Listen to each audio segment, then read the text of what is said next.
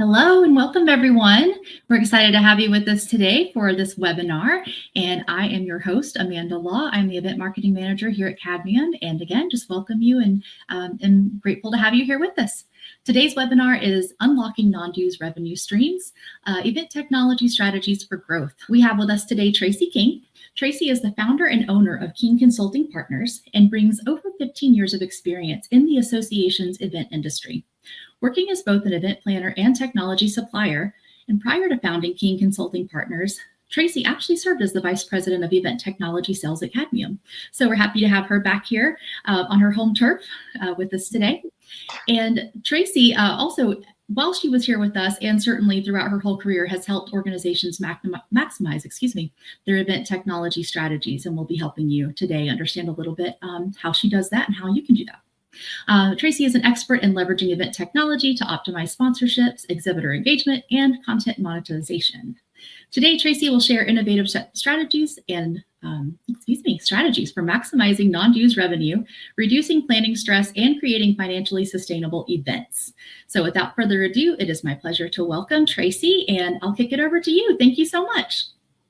Awesome. Thanks so much, Amanda. I appreciate it. I'm excited to get started today and talk to you all about how you can leverage some non-dues activities within your association organization.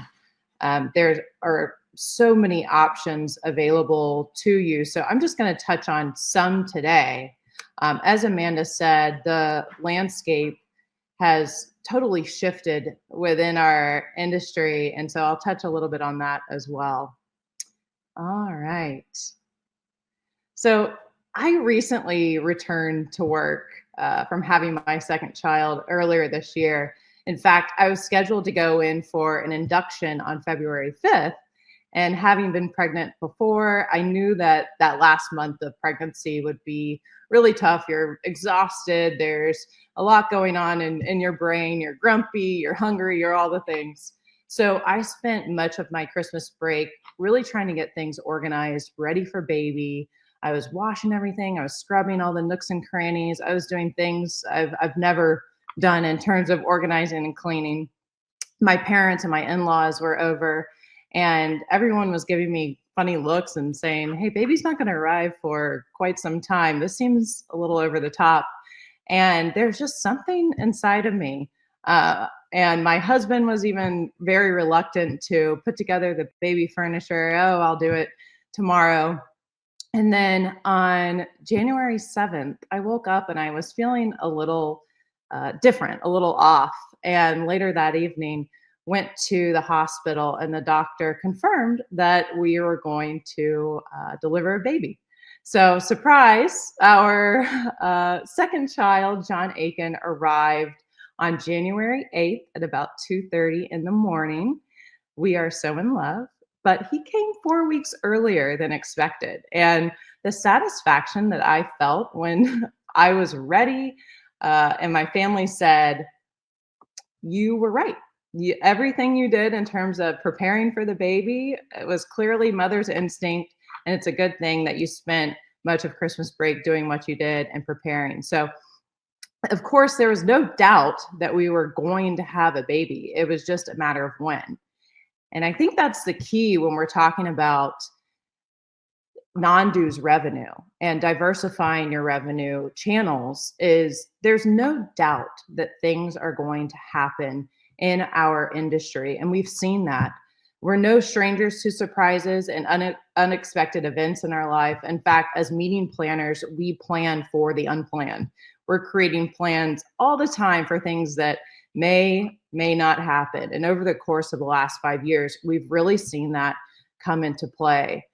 Getting ready for the pandemic was something that wasn't on most people's radars. That would have been something that was unpredictable, but it forced our industry to, in fact, pivot and start thinking about that predictive foresight into the future. How can we prepare for things that don't always go as planned?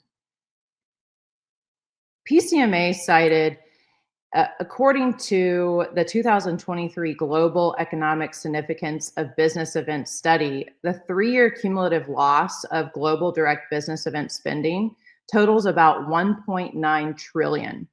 A full recovery to 2019 levels is forecasted for 2024.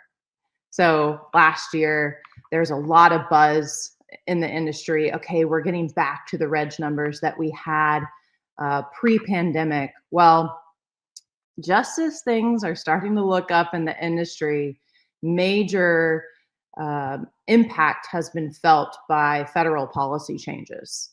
And initially, when I was putting together this presentation, much of what was included in this slide was speaking to the caps that the federal government has put on spending when it comes to institutions.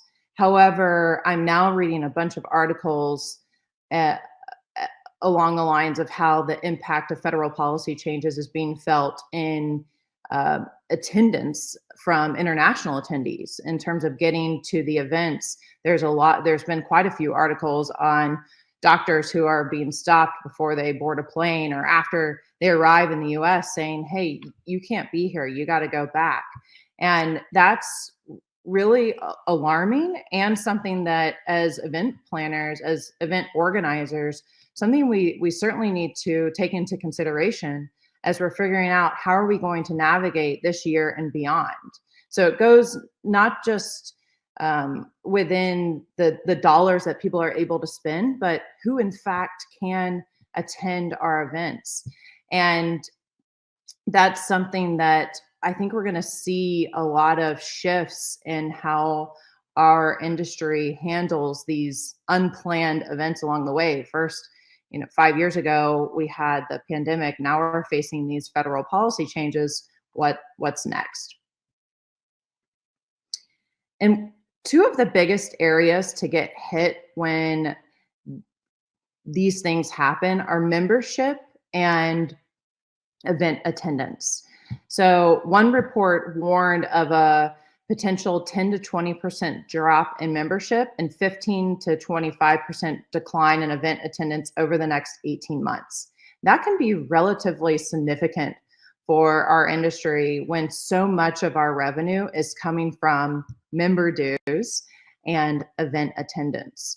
So those are things that we certainly need to keep an eye out for and understand how can we navigate through this.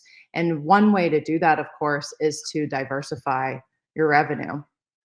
The Events Industry Council looked at 12 different topic areas that member organizations threw out as areas to consider when it came to the impact on our events industry. So these were the 12 different areas, and the members were tasked with determining how important they were in terms of the impact to our events industry. And you can see almost all of them were ranked as important to very important to extremely important. In fact, very low percentages exist on the not important or somewhat important. So really, everything in my mind is something to be considered when you're creating your budget and you're creating your potential sources of revenue. And it's clear to me that diversification of our revenue sources is more important than ever. Why? It reduces financial risk. It creates organizational autonomy. It promotes visibility, and it increases potential for growth. All of these things come into play when we're trying to figure out how to spend our dollars and where our income is coming from. So I posed this question to a very popular online community group about where are you deriving and how are you deriving non-dues revenue? And one of the responses was, well, we've created a partnership with a phone company so that our memberships can get access to a plan at a reduced rate. And what they've done is let's say the phone company will partner with this organization, and instead of offering a package at $100, the phone company says, look, we'll sell it to you, association, for $70 an individual. And the association turns around and says, okay, member base, as a additional perk of being a member of our association, you can have access to this plan for a rate of $80. So it's a win-win for everyone. The organization is making $10 additional funds from every individual, and the member is getting a reduced rate, a $20 reduction in rate per for each plan, and the corporation is winning also. They're getting that visibility out there and having people sign up for their plan. So that those types of partnerships can be very beneficial because it does have that domino win-win-win reaction where the corporation's winning, the association's winning, and the member themselves are winning. And we're going to see more and more of that as there's a lot of these kind of value add deals that you can integrate as part of the perks of becoming a member of your association. A very popular route to take, of course, is monetization of content. And this idea extends beyond just the monetization itself and can lay a foundation for both events and educational programming. Content creation epitomizes the concept of operational efficiency. All of those sessions that occur at your annual conference are prime for monetization.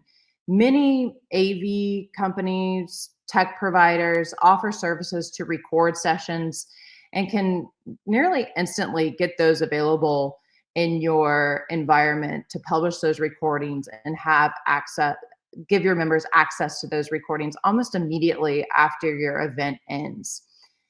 Attendees and members alike can start engaging, re-engaging in content before your annual conference is over, or before your event has even concluded. And organizations are getting more and more creative with pricing and bundling their content. In fact, I was talking to an executive director earlier this week about how her organization has done just that, where she, first of all, started offering organizational memberships. It was something that her association hadn't done before. And they said, let's perhaps reach a wider audience by offering organizational memberships. So they've opened that up, step one, but they've gone one step further, and that they have kind of carroted those organizational memberships by saying, okay, if you become if your organization becomes a member, what we'll do is create a reduced rate content package just for you, so that the staff that's part of your organization will have access to that and can receive trainings and certifications.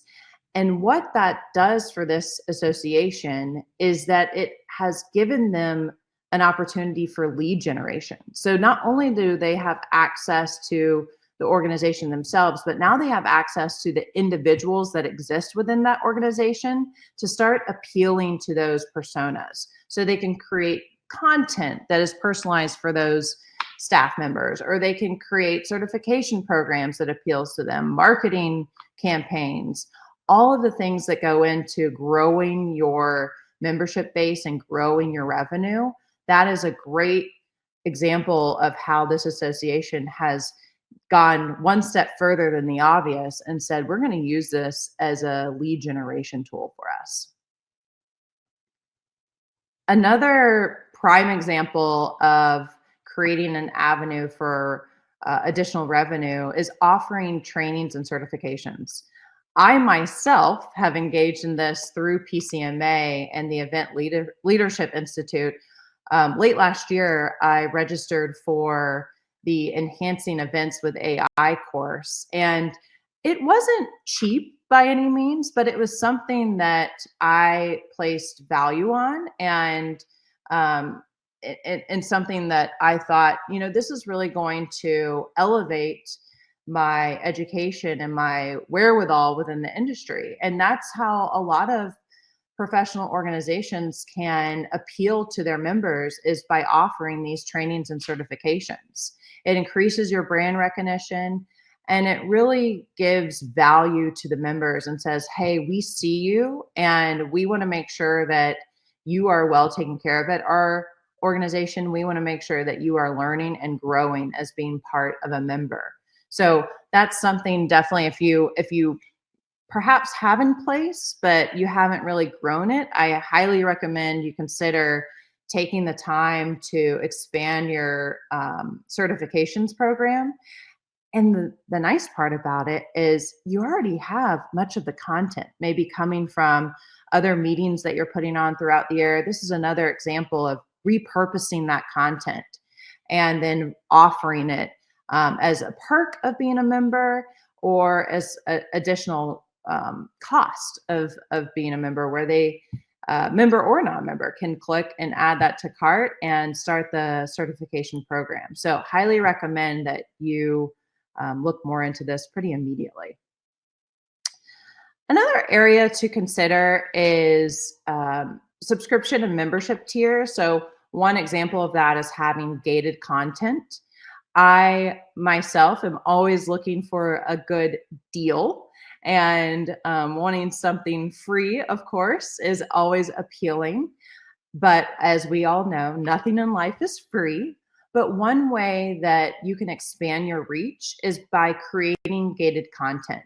One of my favorite magazines is The Economist. However, it can get pretty pricey paying for it. But something that they've done, which I find really fascinating, is they say, okay, you can access 3 articles a month. After that, you have to pay for a subscription.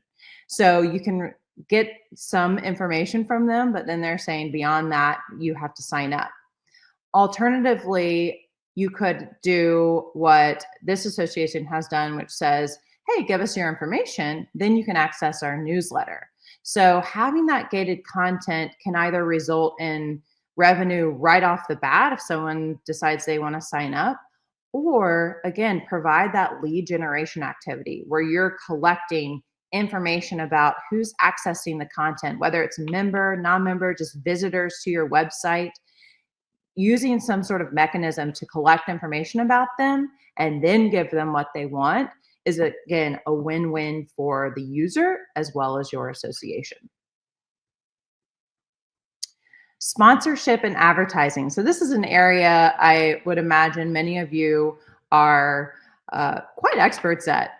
You're running your exhibitor floor, your sponsorship program at your association. There's so many different sponsorships depending on the tech that you're using, the events that you're holding. There's so many avenues you can go down.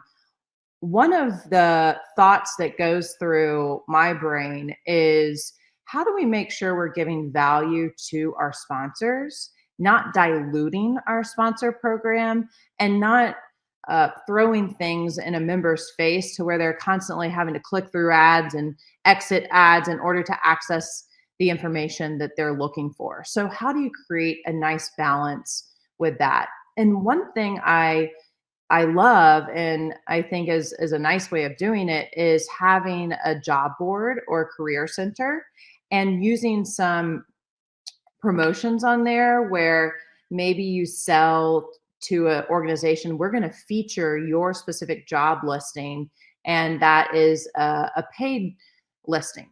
And so while it's in your face as a user or a member, it's something that you're also interested in because you're looking for a new position, or you're curious about other organizations, what positions they have available.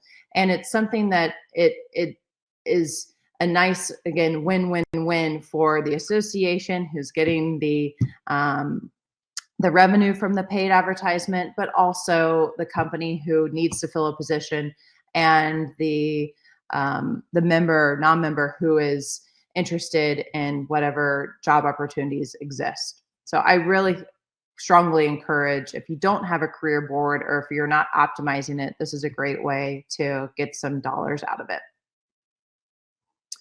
Events. Of course, events is something that if you're on this call, you're likely involved in and is a great, great, great source of revenue. However, it's something that, as I mentioned earlier in the call, we have to be careful about, because even in this current climate, we're concerned and worried, and some organizations are already feeling the impact of various policy changes.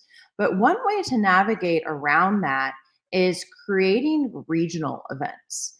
And the beautiful thing about regional events is it's something that allows for easy access and participation. So for those folks who aren't able to attend, whether it's because they don't have the funds to attend or they're having accessibility issues, that gives them a chance. Those regional events give them a chance to participate in a different way. It also creates a community around your association or organization. It allows folks who are in that similar locale to start building momentum within it. This can be challenging because you kind of got to have that advocate in various regions to really give their time. Perhaps it's a volunteer giving their time to help organize these events and be boots on the ground in the region. But it's a way to certainly expand your reach and drive towards that larger brand recognition within the market, as well as other initiatives you may have.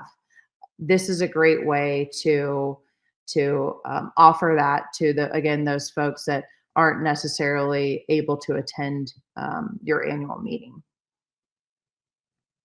Merchandise and product sales. It's funny, as an attendee, having gone to lots of events, you see the t-shirts, you see the mugs. It's something that you're like, oh, I wonder who's carrying around this, this particular association's t-shirt, that they're wearing that t-shirt or they're carrying around that mug. But I'm seeing more and more people be interested in the tangible goods. And I'm curious, I'm wondering if that's a product of associations cutting back on giving those things for free. So a lot of associations have decided to take their physical conference bag and make it a digital conference bag in the name of sustainability, or in the name of just, we don't have enough funds to produce them for all 1,500, 2,500 attendees. So we'll just remove that aspect. But inevitably, you still have those attendees who want the conference bag, who want the swag, who want to be able to walk around with something with your association's name. I think this is a great way of getting some extra dollars, but also increasing your association's visibility. My in-laws love American Idol, and I watched it with them the other night. And something that I noticed right off the bat were these Poppy mugs that the judges had. It really caught my eye. Poppy was recently purchased by Pepsi for nearly $2 billion. And they are really using their brand recognition within a show like American Idol. I think on a different scale, that can work for associations as well, where maybe you're selling these items, but also perhaps you have some leaders in your organization that are walking around your event space with a mug that has your association's name or a t-shirt. So having some brand ambassadors can help with these merchandise sales, and also just, again, validating your organization, making sure that people know, like, oh, that person is promoting X, Y, and Z association.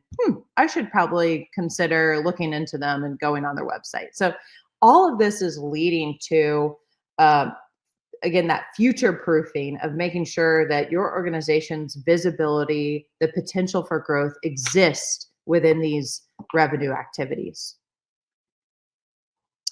Grants and fundraising. I actually think this is my favorite avenue for increasing revenue. And you're putting the fun in fundraising. So having those galas or the golf tournaments, all of these types of things are activities that we kind of take for granted as association staff, and but are things that are so visible within our society. So being able to again, it kind of goes along the lines with regional events, holding these types of events or fundraising activities can appeal to potential members, folks that maybe weren't aware of your organization, and they can use more of that word of mouth to spread information about your association, about your mission. So having some sort of annual event, maybe you start small, an annual 5K, maybe start it at your annual conference, and then you can grow that and see the growth over the course of time.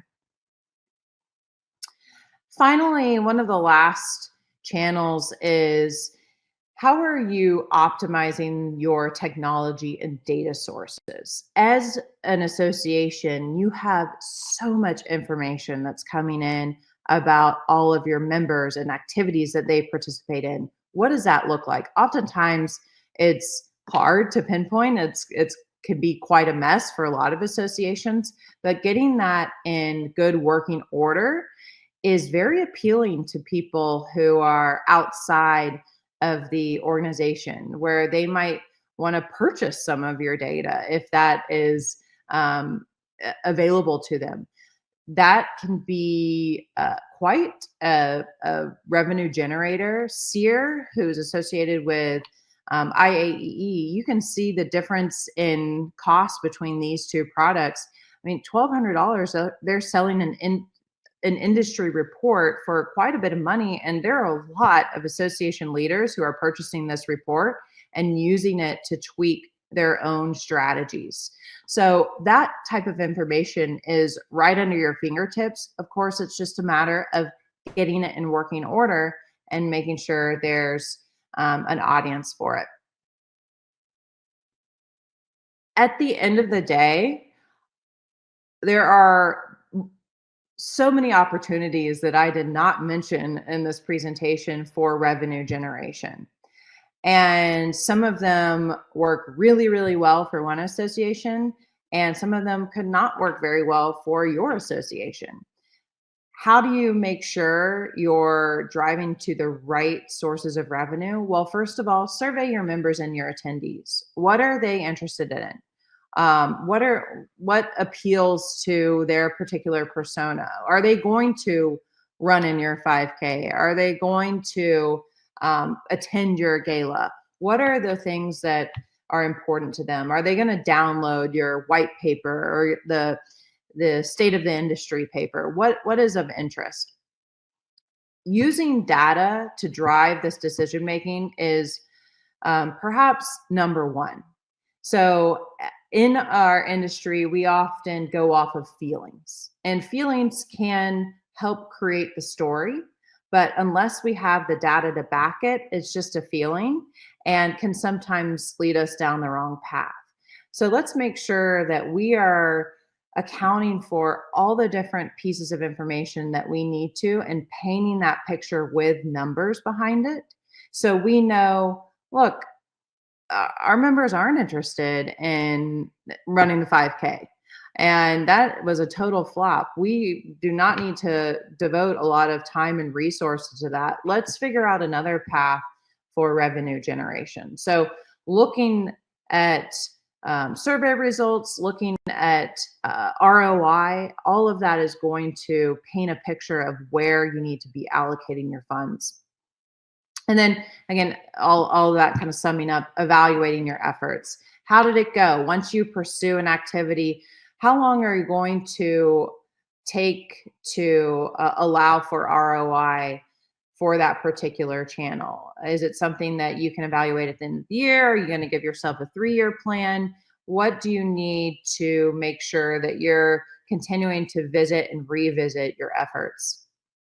And then like you are on this call here and many others in the industry, look to your association leaders and ask them, how are they navigating the uncertain times that will continue to persist? You know, all of this is something that nobody can necessarily predict, but if you have the right resources in place and you've thought about what you're going to do to pivot when it is time, the transition will be much easier. And that's going to come from communicating with your fellow association leaders. What are you doing? How are you defending against a reduction in registration this year?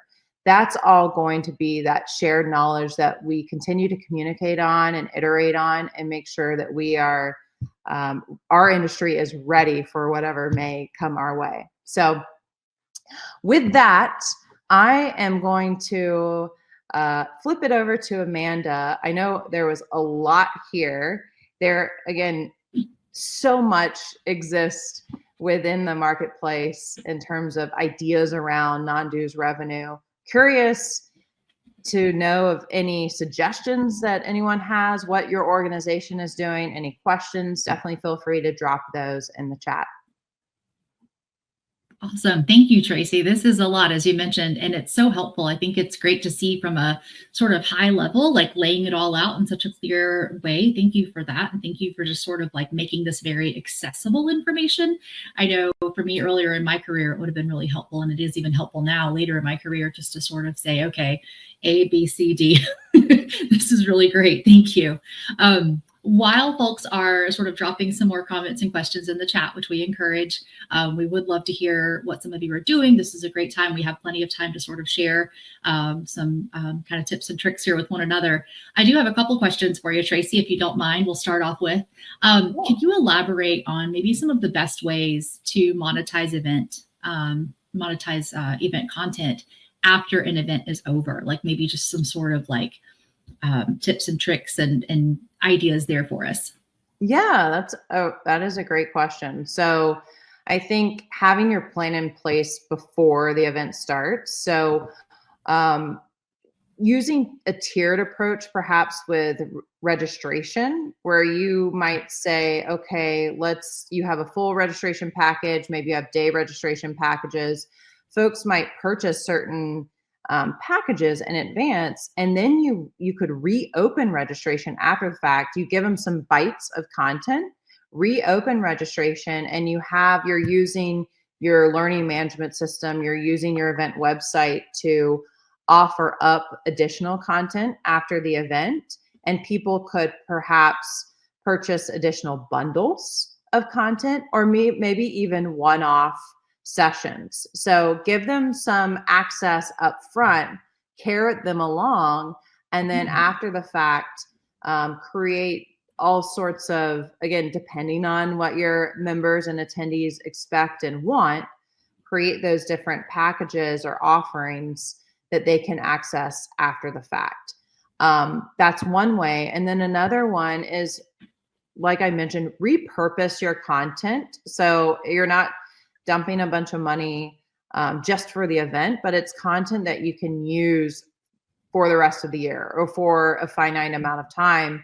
I will bring up Cadmium. Cadmium did a good job with this. I've seen clips on LinkedIn, on other marketing channels, where you've taken clips from sessions that occurred at Cadmium Spark and are now offering those up to your base to give them some information and get them interested. And I think that that's such a great way of repurposing content. It doesn't take a big lift to do that at the end of the day, and everybody has that content at their fingertips. It's just reimagining it.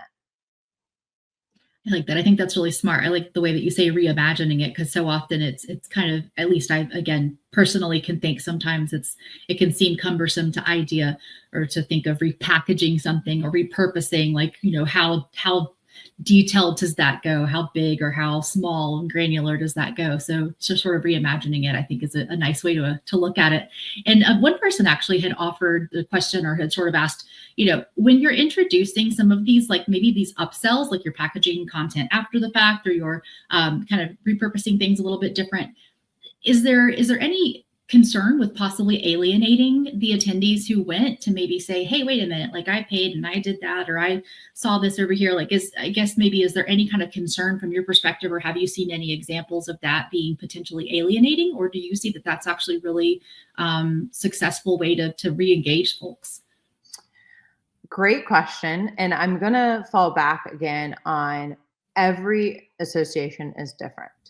With that being said, this was a major concern that came up when offering that initial offering of virtual attendance versus in-person attendance. How do we price?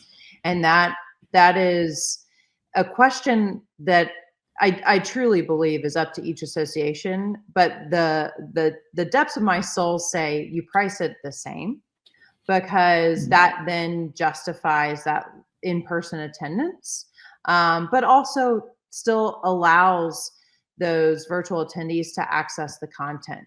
So I think that's a valid question. Thank you for whoever submitted that. I think that's a valid question. I think it's something that that you iterate on. Again, you evaluate and make sure, am I alienating attendees? How are attendees reacting to this?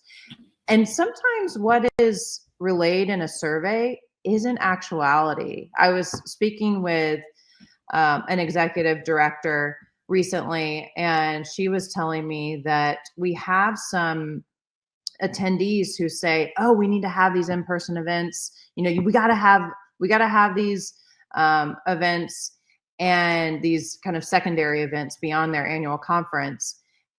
But the numbers weren't justifying it. While they continued to have the events, people were not registering for it, and in fact wanted to participate virtually. So I think making sure you take into account survey results along with the data, that's going to give you the full story. So that feeling, let's remove and let's go one step beyond and make sure we are delivering on what the people want and actually are showing up for. Love that. And actually, here's a question that just came in that goes right along with that, and I think it's a really good one. Do you believe in pre-surveying folks to say, hey, are you interested in both an online and a virtual and an in-person option, or saying, hey, are you interested in these things? Like how big are you a believer in kind of asking the attendees first versus telling them and kind of making it what it is and kind of selling it as it is? Like where do you find that line when you're planning? Yeah, I think that's something that you certainly need to juggle.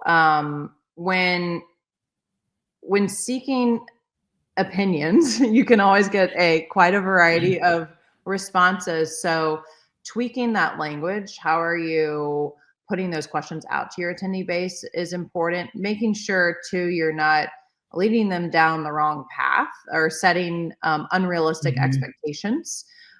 Would you like Michelin star food at our event next year? Well, of course we would. So making sure that is very, very clear in terms of setting expectations.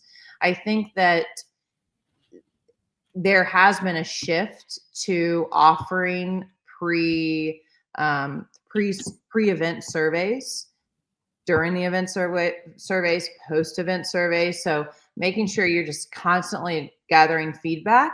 Of course, you need to make sure that you're doing something with that feedback and not just letting it sit out in the ether. So what's your plan for integrating that into your event strategy, your association strategy, your membership strategy? What does that look like? Well said. Well said. I think we've hit a chord with the survey thing here. We've got another question. How do you increase survey responses to get feedback? It's hard to know what the membership wants when there's low survey results. That is a great question as well. It is. One option is having a give to get. So most of the time, people aren't going to participate unless there's something that's in it for them. And of course, you can say, well, the opportunity to make our event better is the get that you give. But I think in the end of the day, potentially having some perks along with participating in a survey. Maybe you go back to that gated content of, hey, you participate in the survey, we'll give you access to our state of the industry report, or we'll give you free access to our newsletter for the next 3 months. So maybe shifting how you collect those results, what you're kind of carroting again people along with, can increase those results. I love that, especially the idea of, hey, like fill out this brief survey and you'll get this in response. It's an immediate gratification sense of I did this, I got this, and really it's a win-win for everyone. So I think that's a really great suggestion. Thank you. This next question, we're actually going back to sponsorship a little bit, and it's multi-tiered, multi-layered. So I'll start with just the kind of the top question first. Is it the organization's responsibility to research a sponsor before accepting their sponsorship? Absolutely. You want to make sure that whatever sponsors you have within your events or on your website, any sponsorship, you want to make sure aligns with your organization's values and missions. We certainly don't want to alienate, as a word that was used before, any members, non-members, anyone that may not see that alignment. So absolutely, I would say you definitely want to make sure that you're on the same page before accepting a sponsorship.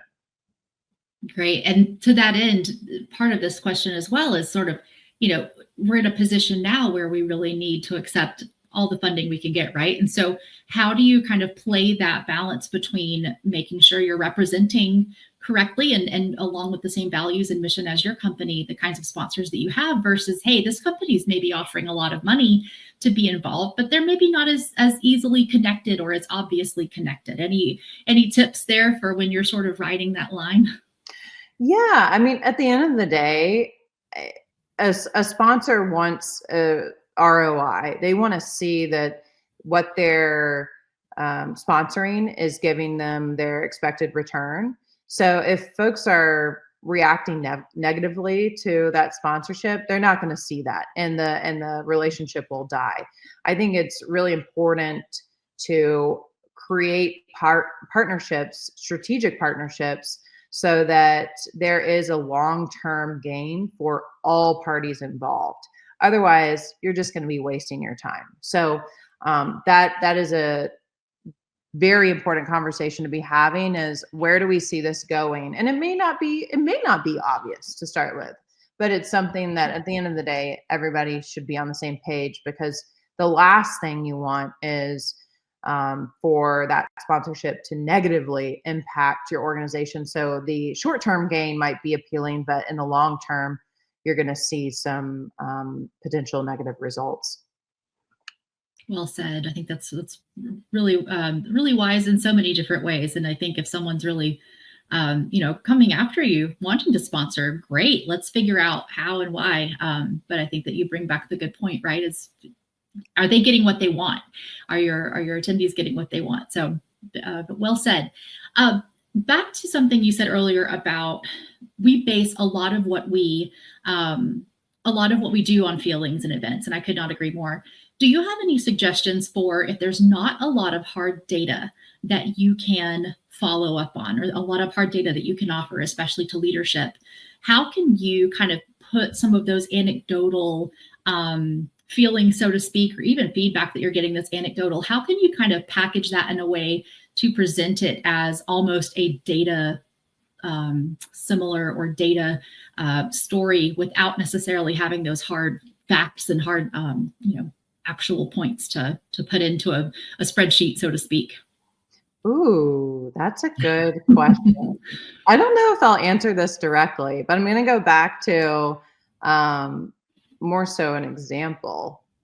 I don't think I'll answer this directly, but so something that I learned in my certification class when it came to AI was looking at attendee sentient. So there are tools, and I'm assuming that there's a tool out there that you could have more qualitative information that can be aggregated and kind of put into more of a data-ish driven story. But one of the AI tools on the market is facial recognition at exhibitor booths when it comes to judging attendee sentient and kind of putting that data together to tell a story and help exhibitors understand who seems to be interested, who wasn't interested, looking at length of conversations, facial reactions. So I'm assuming that there is a tool that exists to help with that, turning qualitative information, qualitative data into more quantitative paths. So I don't have an answer for you because that can be tough. And I hesitate on it because I don't want qualitative information to lead us down the wrong path. And so that's where I'm just so stuck on the numbers, but I do understand that there is a story to be told. So using some tools, using some resources out there to help tell the story, I think could help guide you to that next step in your data analysis process. Got it. All right. Sounds good. If you had a really quick answer to that, I was just going to be like, all right, this is huge. Like, because I feel like that's an ongoing, no matter what industry, what thing you're in, that is a big thing, I think. So thank you for answering that very well. And if anyone comes across something or has any suggestion for things that they have kind of used to sort of make that qualitative to quantitative switch, let us know. Drop it in the comments. Yes. I think that's it for all of our audience questions here. I'll give us just another moment in case someone might be in the middle of typing one, but any kind of final thoughts, Traci, or anything that you have, I guess, as a kind of a wrap up of what we've discussed? Yeah, I mean, going back to my experience earlier this year with unexpectedly having my son 4 weeks early,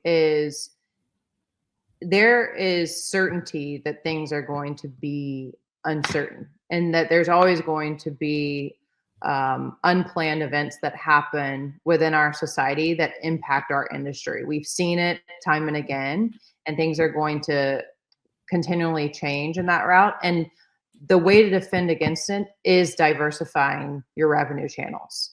And continuing to gather data to make changes within that as well. You can't create a plan, set it and forget it, as much as we would like to.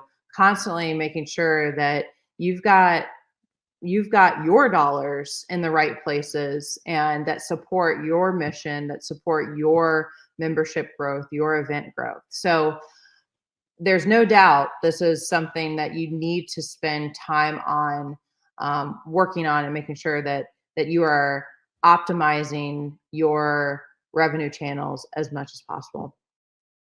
Absolutely. Thank you so much. This has been great. And as you said in the beginning, and as I repeated earlier, I think this is a lot of information kind of in a nice, neat little package. But it is a lot packed into a small amount of time. So I encourage folks, as you receive the recording link, probably by tomorrow, if not early next week, to go back and sort of rewatch it. I was even catching myself kind of like trying to keep notes a little bit, just like, hey, I hadn't even thought of that from an event perspective. So I think this is a lot of really, really incredible information. And I really appreciate you taking the time to pull it all together for us in such a easily digestible form, and taking the time to be with us today. And thank you to each of our audience members who asked questions, and to those of you who are having some kind of nice sort of chat back and forth in the comments. I've been enjoying hearing from each of you. So thank you for that. If you have any other comments or questions, you've got Traci's contact information here. Thank you, Traci, for sharing that with us. And folks can follow up with you and strategize with you, I highly recommend it. And certainly you can always follow up with us here at Cadmium too. Marketing@gocadmium.com is an easy way to get a hold of us. And just a few other reminders, if I can, just to tie us out for this afternoon. This is once again being recorded and will be shared with you. We also encourage you to take just a few moments, if you will, to fill out our survey. I wish I had a nice little bit of content to tease you with to say, fill out our survey, you'll get this today. Maybe next time. But if you wouldn't mind just taking a moment, that would be really great. And as always, very appreciative and helpful for us to plan our next webinar and our next topic for you. So thank you for that in advance. And otherwise, yeah, let us know if you try any of these things, any of these strategies, and they work for you, or if you have ideas and want to tack on, please let Traci or I know. We're always interested in hearing responses from our audience and from our community members here. So thank you. And Traci, again, thank you so much. Your little guy is adorable, and I hope that you're enjoying motherhood for the second time around, and also able to enjoy this wild event environment that we're in. So thanks again for joining us. We really appreciate it. And thank you all for tuning in. I hope everyone has a great day.